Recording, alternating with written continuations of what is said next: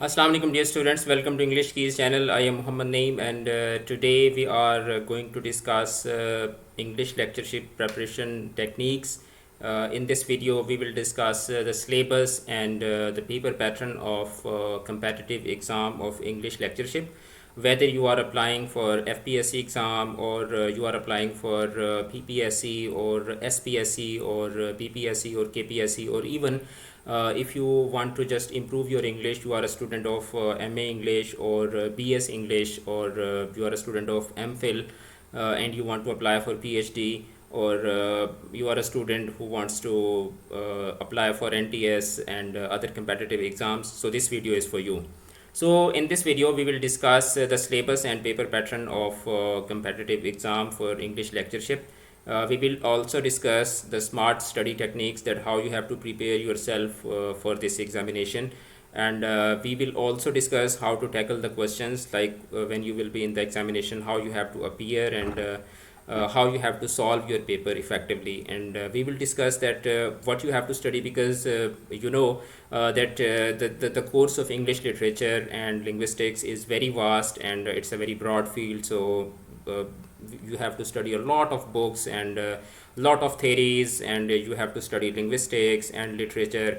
It is a possibility that you have done your master's or BS or M.Phil in literature, and you do not have proper understanding about linguistics and vice versa.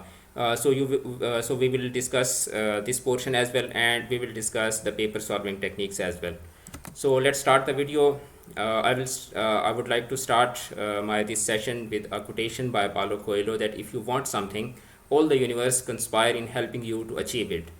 So if you are committed, if you are really serious about your career, and you want to pass this exam of PPSC or FPSC or like other competitive exams, so this video is for you. So it is a suggestion as well and an advice as well. So first of all, we will talk about the criteria. The general criteria is that you must be a master's student. You must have done master's or BS degree in English. It can be a first class degree, or minimum the criteria for this examination is you must have a second class master's degree. And if you are unfortunately, if you are a third divisioner, you have third division in English, then you must have diploma TOEFL as an additional and supportive degree. This diploma is usually offered by Open University in Pakistan. So if you have done this diploma and you have third division, there is no problem, you can apply for this job.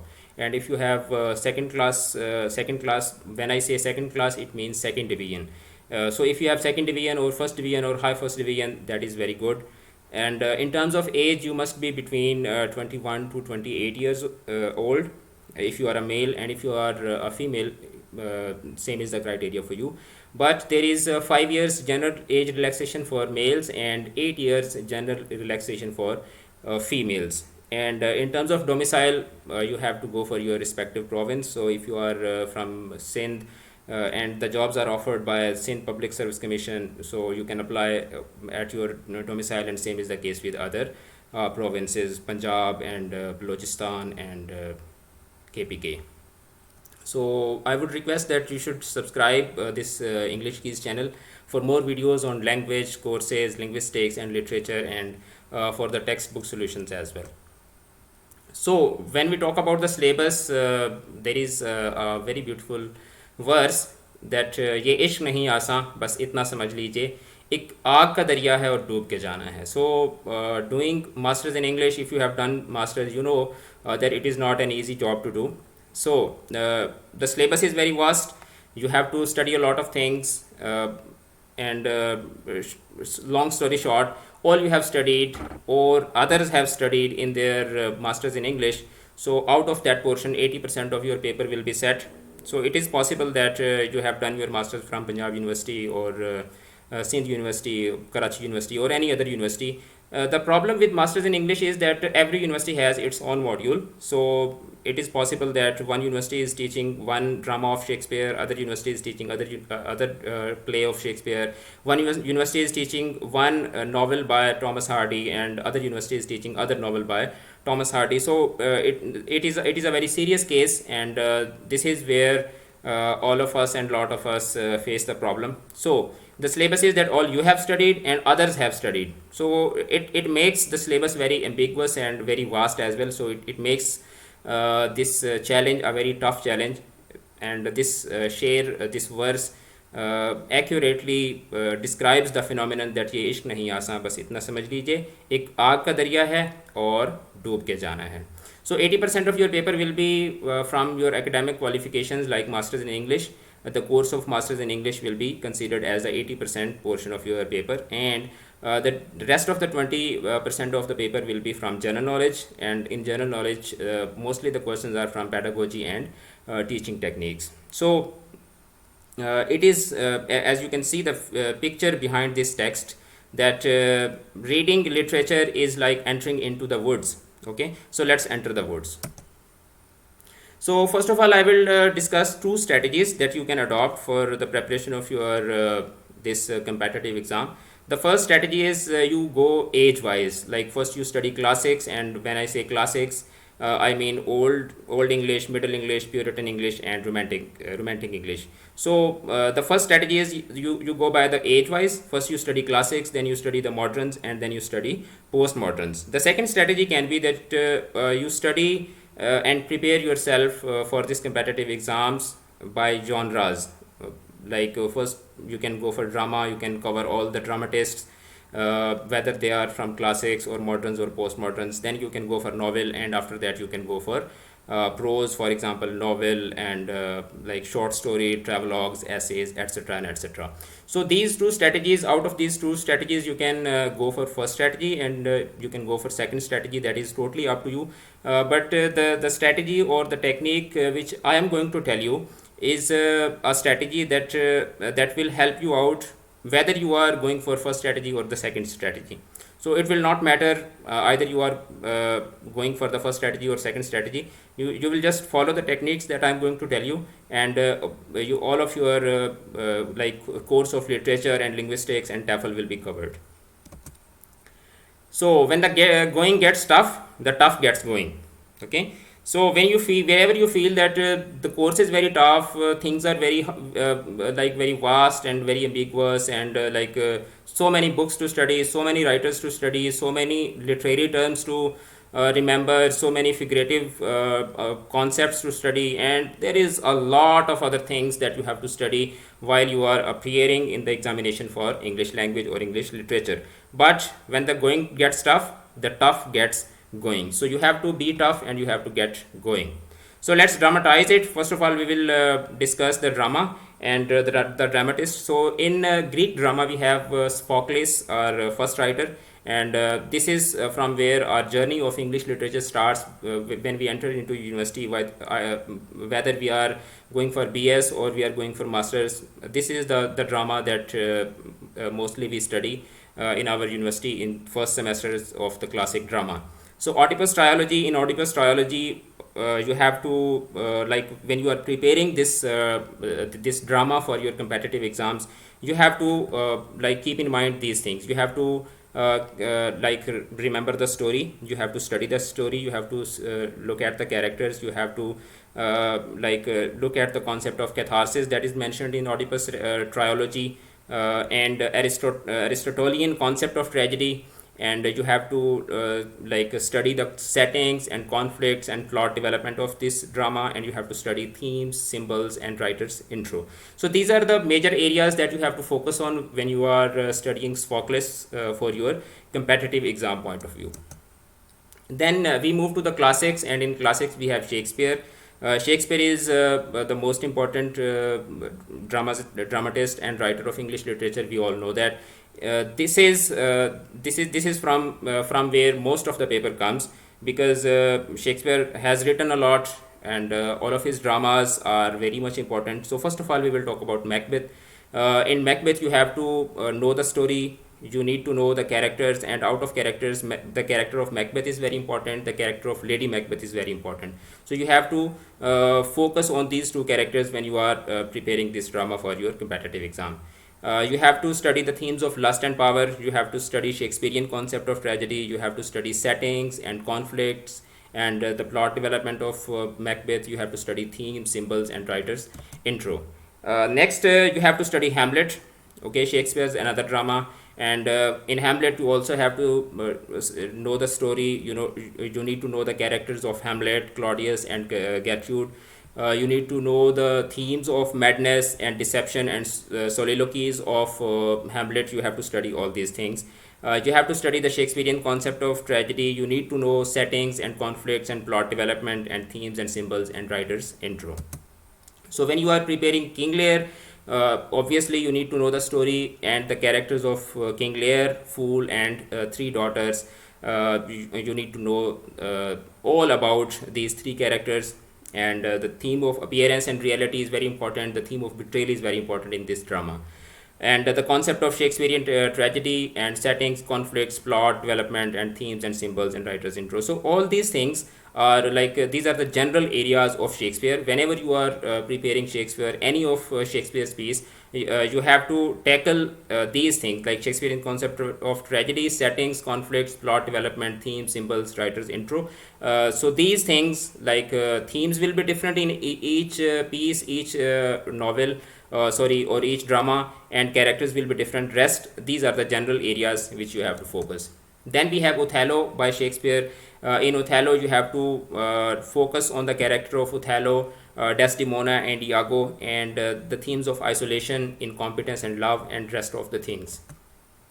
And in Winter's Tale, you have to focus on the characters of Leontes, like Hermione, Perdita, and Polixenes, and the themes of misery, disguise, and comic elements, and rest of the things that I have already mentioned. And if you are when you are reading the 12th Night, you have to focus on the characters of Viola, Orsino, Olivia, and Sir Toby, and you have to prepare this drama in terms of the themes of love, disguise, and comic elements, and rest of the things that I have already mentioned. And when you are preparing Macbeth, the Merchant of Venice, you have to focus on the characters of Shylock, Portia, Antonio, and Bassanio, and the themes of love, disguise, self-interest, and mercy, and the rest of the things that I have already mentioned. And the other important plays of Shakespeare that you have to prepare for your this competitive exams point of view: Antony and Cleopatra, All's Well That Ends Well, As You Like It, Julius Caesar, Measure for Measure, The Tempest, and Comedy of Errors.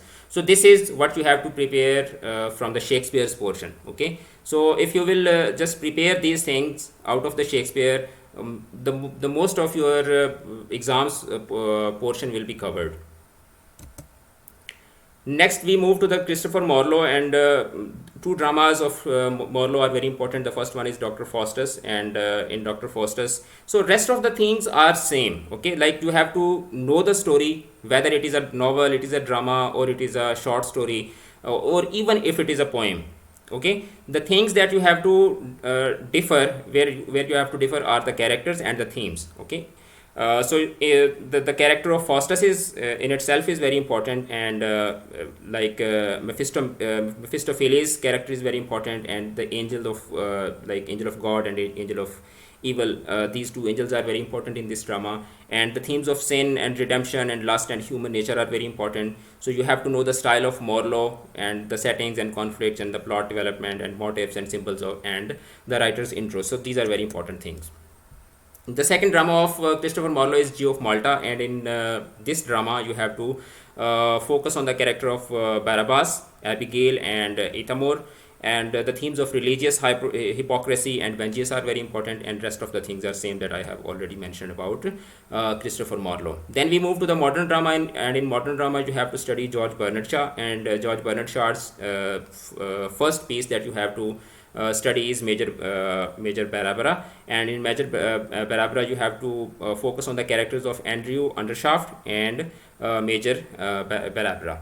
And the themes of crime, of poverty, and social value are very important. You have to know the style of Shaw and the settings and conflicts and plot development and other things that are common with every drama.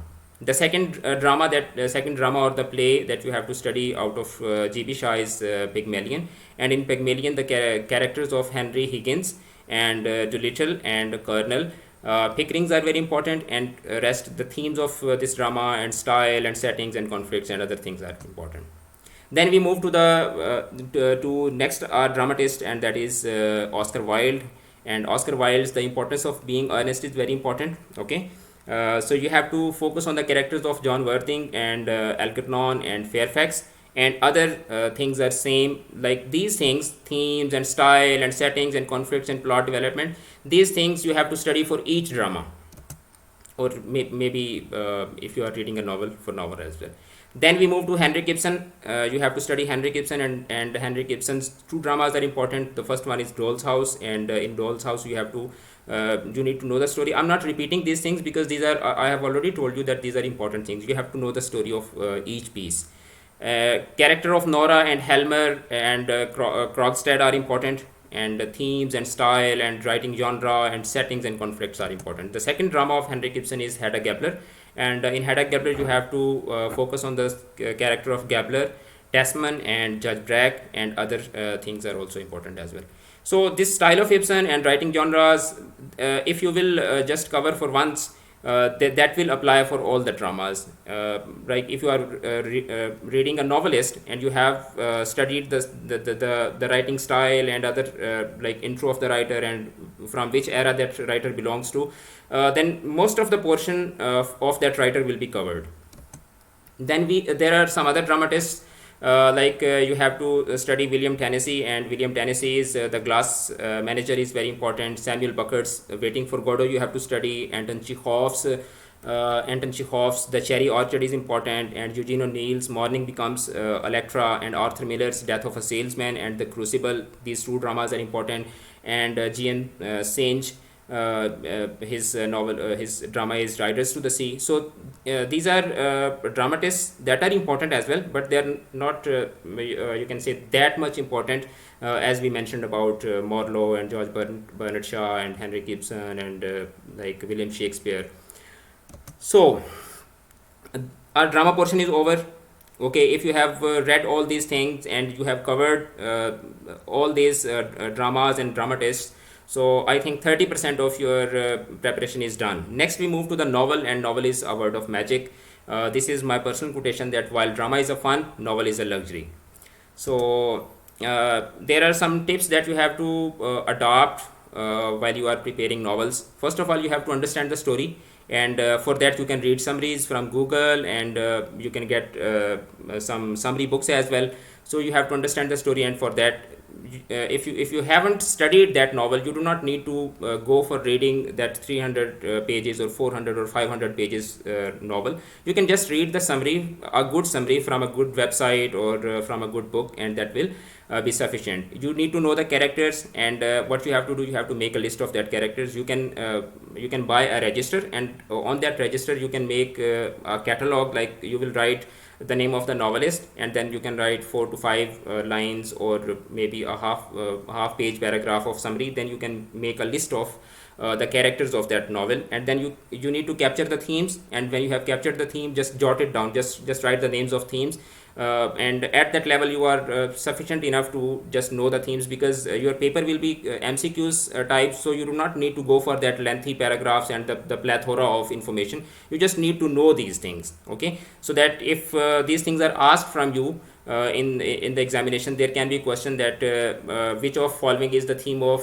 so and so novel or so and so drama. So if you know the themes, you will easily jot it down that this thing is mentioned in that drama or that novel or not. So it will be easy for you to understand. And list the events. There will be so many events, so many people, and so many narratives going on, so many incidents happening. So you have to picture them. You have to you can draw a graph, you can make a line, or whatever your style of capturing things is. You can just picture them on your notebook or on your notes.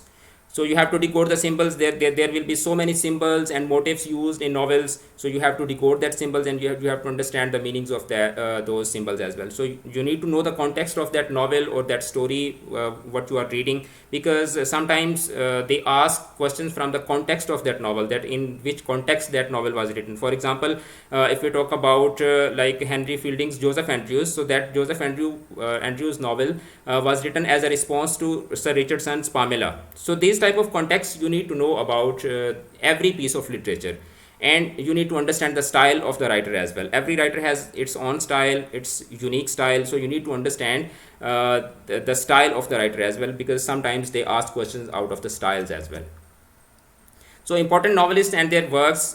First of all, we will discuss Charles Dickens, and Charles Dickens' Tale of Two Cities is very important. Great Expectations is very important. Hard Times is important. Oliver Twist is important, and David Copperfield is important. So most of the questions are asked from A Tale of Two Cities and Great Expectations, but you need to know the at least summary and the characters of these three novels. You must know the characters of Hard Times and Oliver Twist and David Copperfield, but these two first novels are very important. You have to study these novels at least if you haven't studied that novels at full length, you need to know them as much as you can. Next, Jane Austen's four novels are important. Emma is important. Pride and Prejudice is important. Sense and Sensibility is important, and Mansfield Park is important. So out of these four novels, you need to know about Pride and Prejudice and Emma at full length. Okay, and rest of these two novels, if you just know the summary and characters of these novels, that will be okay for you. Thomas Hardy's two novels are important: The Return of the Native and Tess of the Abbrevilles. So these two novels, and both are important. You need to know these two novels at full length. Next is Ernest Hemingway, and Hemingway's The Old Man and the Sea. It is very important. It is the most important novel. You should, I would recommend, if you haven't studied that novel in your course, you must grab that novel. You can have it on internet in PDF form, or you can just buy it from the market. You should study that novel. And For Whom the Bell Tolls and The Sun Also Rises. So out of these three novels, the first novel is important, and the rest of the two novels, if you just know the summary and the characters and a little bit about them, that will be okay. Next, Joseph Conrad's one novel, and it is important: The Heart of the Darkness and Toni Morrison's Jazz. So these two novels and these novelists are important. Then next we have George Eliot, and George Eliot's three novels are important, and out of these three novels, the first novel, The Mill on the Floss, is the most important one, and Adam Bede and The Sun Also, here I have made a mistake. The Sun Also Rises is not by George Eliot. So these two novels of George Eliot and Adam Bede is not that much important, but The Mill on the Floss is the most important novel. George Orwell's two novels, and both are important: 1984 and Animal Farm, both are important, and you need to know these novels. Then John Steinbeck's two novels, The Pearl and East of Eden, both are important. You need to know the summary and the characters and other things that I have already mentioned in that slide of tips. You need to know all these things about these two novels. Then we have Virginia Woolf, the most important novelist, and she has written so many short stories as well, but you need to study these two novels, To the Lighthouse and Mrs. Dalloway. To the Lighthouse is the most important novel, especially the themes and the symbols and all the characters are important, so you need to study these two novels as well. Next, these are important novelists. E.M. Foster's A Passage to India is important. Robert Penn's All the King's Men is important. Henry Fielding's Joseph Andrews and Jonathan Swift's Gulliver's Travels. So in red, these are the writers, and in blue are their writings. So Jonathan Swift's Gulliver's Travels, Daniel Defoe's Robinson Crusoe, and D.H. Lawrence Sons and Lovers. So these are important novels. You need to know the summary and characters and all the other themes about these novels. Then we move to the poetry, and poetry, it is the art of arts. So let's keep walking and see what we have to study in terms of poetry. So what are the tips to prepare poetry? You need to get the story, like what is happening in the poem. Normally we think that stories are in novels and in dramas, in short stories. There is no story in poetry, but that is a misconception. Every poem and every piece of poetry has a story, and you need to know that story, and for that you need to read the summary.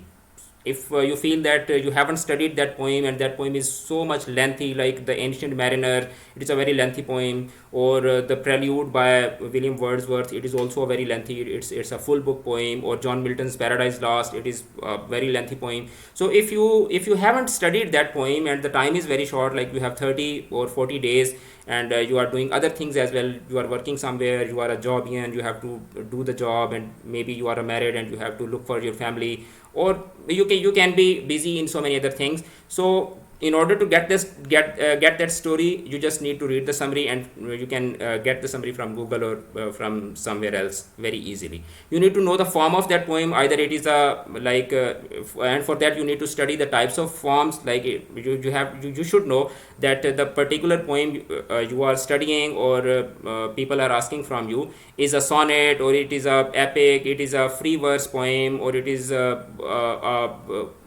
an ode, or it is an elegy. So whatever it is, you need to know the form of that poem. You need to capture the themes, you need to list the figurative language, okay, and you have to highlight it, that what type of figurative language the writer is using, and you have to decode the symbols if the writer is using some symbols.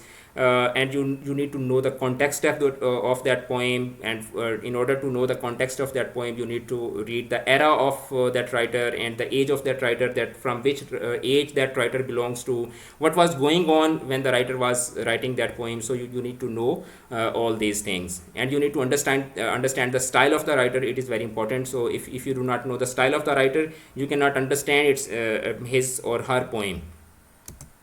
So these are the important poets: Alexander Pope's The Rape of Lock is important, and Lord Byron's Hints from Horace. This is a very important poem. So you can just make the screenshots of this video, or you can write it down on a page, and then you can start preparing these things. And I will tell you that how you have to prepare all this course. As I have already mentioned, that it is it's a आग का दरिया, and we have to go by sinking from it. हमने इसमें ऐसे डूब के जाना है. So I will tell you the techniques, so you do not need to worry about it.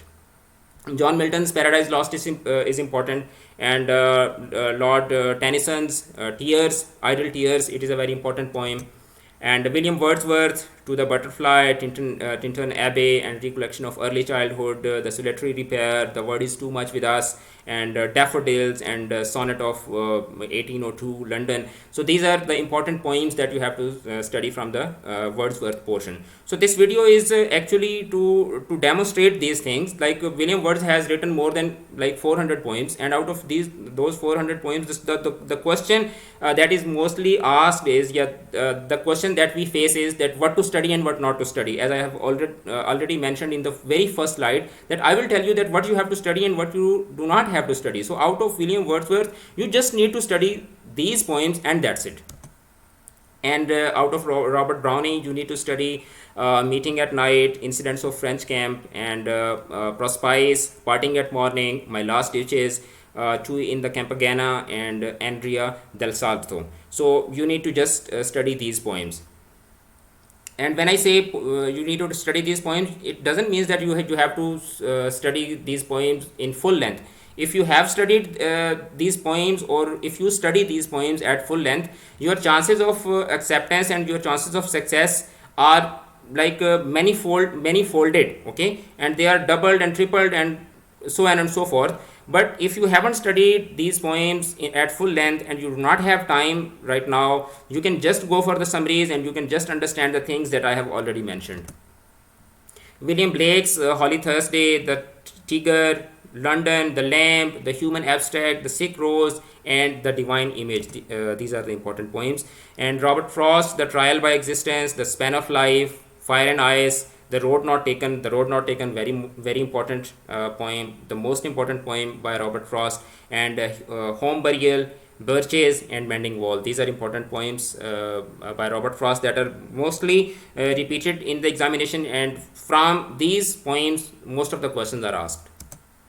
Then John Keats, Ode to Autumn, The Human Seasons, On Death, Ode to Grecian Urn, Ode to Melancholy, Ode to Psyche, Ode to Nightingale. So these are important poems by John Keats. Then S.T. Coleridge, Kublai Khan is important, and The Ancient Mariner is important. As I have already mentioned, that Ancient Mariner is a very lengthy poem. It is of 6 to 7 pages, but you do not need to study all that lengthy poem. You just need to understand that what is going on in the poem, what are the characters, and what are the main themes that the writer has used, and what is writer's style in that poem. W.B. Yeats, The Second Coming is important, and The Sorrow of Love is important. T.S. Eliot's Hollow Man is important, and The Wasteland is important. like BP Chalice, it's not BB, it's BP. So pardon me for this mistake. Ode to the West Wind and Ozymandias is important. Next is criticism, like the most important and the most boring part of our degrees and our journey towards literature is criticism. But if you are just into that criticism and you start loving it, I will say that it becomes the most important and most favorite genre of English literature. So out of criticism, you do not need to study all the critics and their lengthy and like heavy books. You can just know about Aristotle's Poetics and Horace's art of poetry, and Longinus has written on the Sublime, and Alexander Pope an essay on criticism, Philip Sidney an apology for poetry, Wordsworth preface to lyrical ballads, and Leo Tolstoy's What is Art, Virginia Woolf's A Room of One's Own, T.S. Eliot's Tradition and Individual Talent. So these are small books and small essays, but if you do not want to study the original text, you can simply write it down on the Google, or you can search it from a book, and you can just have an understanding about their theories and their point of views. Then literary theories. Out of literary theories, you need to know what is CDA, critical discourse analysis, and its types and its like methodologies, and how you have to apply critical discourse analysis on a text. So you need to know all these things. You need to know about structuralism, romanticism, psychoanalysis, and stream of consciousness, post-structuralism, orientalism, feminism, and Marxism. So these are the important theories that you have to study. And when I say you have to study, you do not need to study like five or six books on each theory. You can just have an understanding, and that will be okay for you.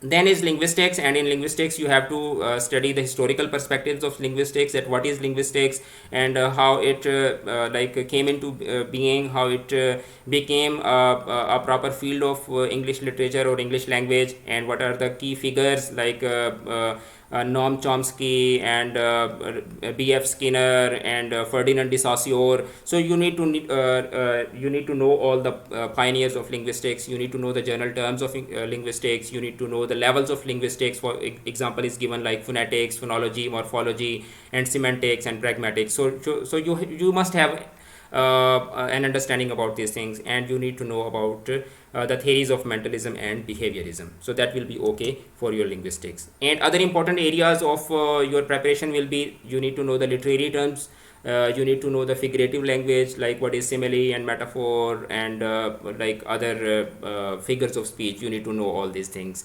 And you need to know the ages of literature and their characteristics, that what are the ages, like Old English, and then Middle English, and then Renaissance age, and then Puritan age, and Victorian era, and Georgian era, then 18th century, and then 19th century, and then like industrial era, and then post World Wars, and then pre World Wars, and then modern era and postmodern era. So you need to know all the ages of English literature and their characteristics, that what are the characteristics of a particular age. And your general English should be good. You must have a proper understanding about grammar and composition. Your synonyms and antonyms and your vocabulary should be very enriched and very okay. And you need to know the types of sentences and types of paragraphs. And there is another thing that is very important, and that is introduction of writers and about their genres, that you should know about their biographies, like who is Thomas Hardy, from which age he belongs to, when he was born, when he died, and how his life was, and what impact of his life is on his writings, how his personal life is reflected through his writings, and what is his genre. Either he is a novelist, he is a dramatist, he is a poet, he is an essayist, he is a critic, or what his or her genre is. You need to know these things. So you can see this map. This is what the literature is, and this is where we are. This is what you are.